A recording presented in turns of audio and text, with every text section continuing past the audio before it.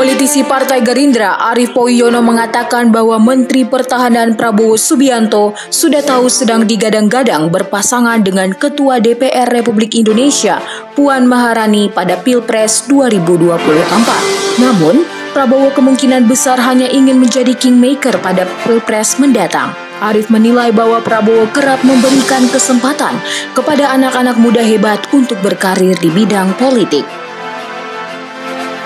Menurut Arief, ketika Prabowo melihat anak muda hebat yang mampu, pasti akan dia dorong.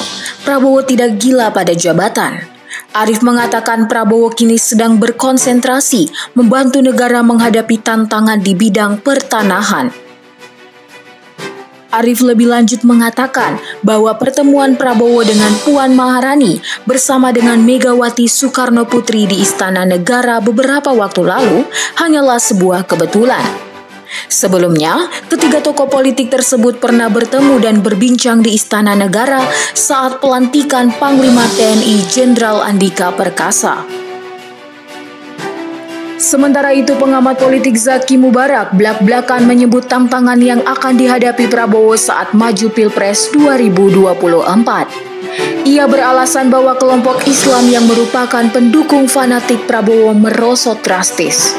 Pendukungnya kecewa lantaran Prabowo Subianto berkoalisi dengan pemerintahan Jokowi. Namun saat ini Prabowo harus merelakan pendukungnya karena kekecewaan mereka. Zaki menilai tugas Prabowo Subianto sangat berat bila ingin menang kontestasi Pilpres 2024.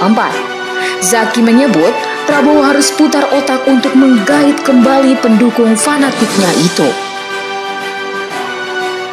Zaki Mubarak menjelaskan segmen Islam politik saat ini menjadi ujung tombak kemenangan Anies Baswedan dalam Pilpres nanti. Prabowo bisa saja maju pada Pilpres, namun tergantung dengan siapa lawan tandingnya. Zaki mengatakan, jika Prabowo berhadapan dengan Anies atau Ganjar, tampaknya akan cukup berat bagi Prabowo. Oleh karena itu, Prabowo sangat ketar-ketir sehingga Gerindra dan PDIP ngotot presidential threshold 20%. Supaya tidak banyak calon yang maju, dengan begitu peluang Prabowo atau Puan maju akan lebih besar lagi. Sebaliknya, jika presidential threshold dikecilkan jadi 10 atau bahkan 0%, maka Prabowo akan memiliki semakin banyak pesaing. Pasalnya, saat ini kekuatan Prabowo terletak pada soliditas Partai Gerindra, sementara kelemahannya adalah faktor usia yang sudah di atas 70 tahun. Ditambah dengan saat ini, publik lebih mengharapkan adanya regenerasi politik dan kepemimpinan nasional.